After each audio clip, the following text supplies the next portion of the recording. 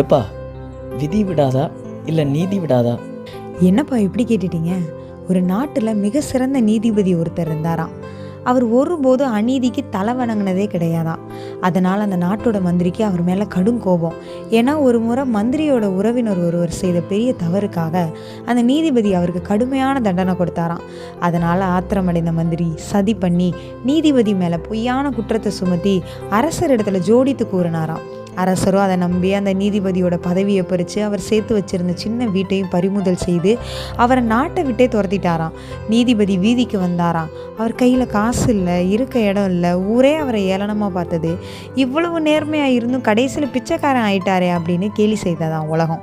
ஆனால் அந்த நீதிபதி கலங்கவே இல்லையா. அவர் ஒரு சிறு கிராமத்துக்கு போனாராம். அங்குள்ள குழந்தைங்களுக்கு கல்வி கற்பிக்க தொடங்கினாராம்.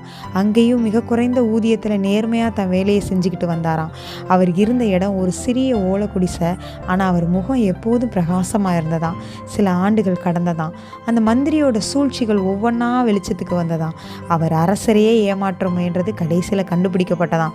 அரசர் தன்னோட தவறை உணர்ந்தாராம். உடனே அந்த நீதிபதியை தேடி போனாராம். அவர் ஒரு சிறிய குடிசையில் 7 குழந்தைகளுக்கு பாட சொல்லி கொடுத்து கொண்டிருப்பதை பார்த்தாராம். அரசர் அவர் காலில் விழுந்து மன்னிப்பு கேட்டாராம். ஐயா, உங்களுக்கு நான் எவ்வளோ பெரிய அநீதி இழைத்த பிறகும் நீங்கள் எப்படி இவ்வளோ நிம்மதியாக இருக்கீங்க அப்படின்னு கேட்டாராம் அரசர். நீதிபதி அமைதியாக சொன்னாராம், அரசே, பதவி என்பது ஒரு ஆடை போன்றது. அதை யார் வேணாலும் பறிக்கலாம். ஆனால் என் நேர்மை என்பது என் உயிர் போன்றது அப்படின்னு சொன்னாராம்.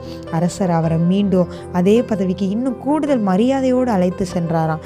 ஒரு நேர்மையான மனிதனை சூழல்கள் தற்காலிகமாக வீழ்த்தலாம். ஆனால் அந்த நேர்மையை அவருக்கு மீண்டும் புதிய வலிமையை கொடுத்து முன்னை விட அதிக உயரத்தில் கொண்டு போய் நிறுத்தும். நீதிமான் 7 தரம் விழுந்தாலும் திரும்பவும் எழுந்திருப்பான் என்று நீதிமொழிகளில் சொல்லப்பட்டிருக்கிறது. அவன் எழுந்திருக்கும் பொழுது பலமாக எழுந்திருப்பான். இவரை பார்த்து விதி விடாது அப்படின்னு சொன்னாங்க. ஆனால் விடாதது நீதி தாங்க. ஆமேன்.